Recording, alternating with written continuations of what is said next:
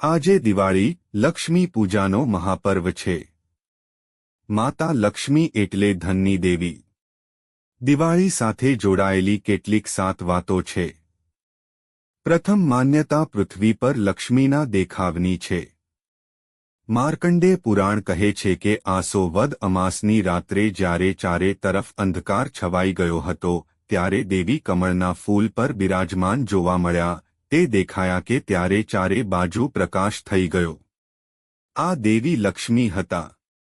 શ્રીમદ ભાગવત પુરાણ કહે છે કે સમુદ્ર મંથનમાંથી 8મા રત્ન તરીકે લક્ષ્મી સમુદ્રમાંથી પ્રગટ થયા હતા।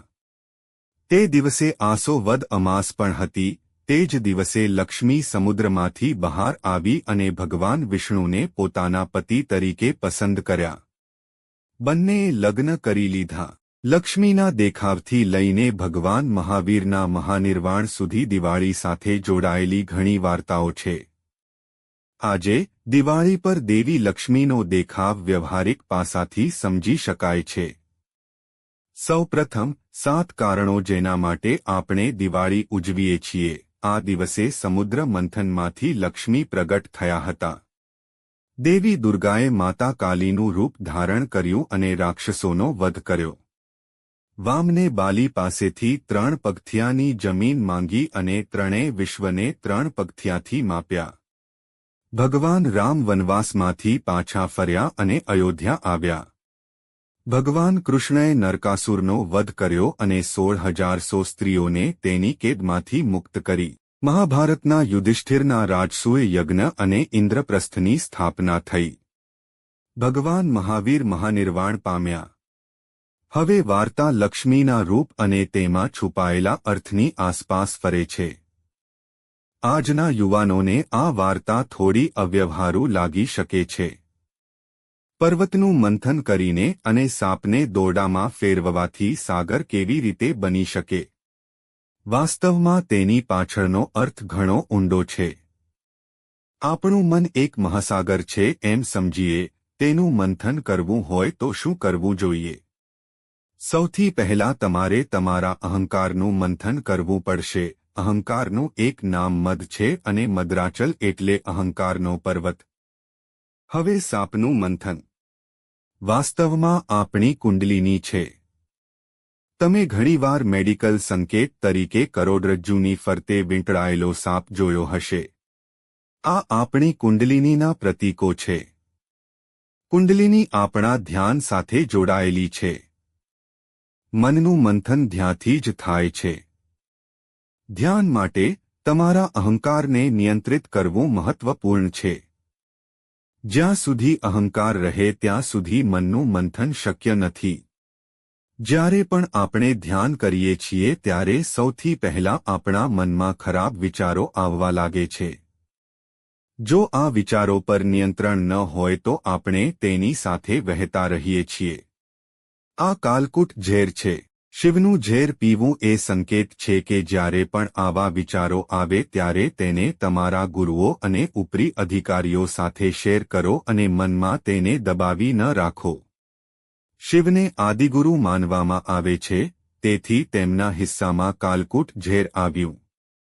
જે ગુરુ છે તે ખરાબ વિચારોને દૂર કરે છે અને તેને આગળ વધતા રોકે છે।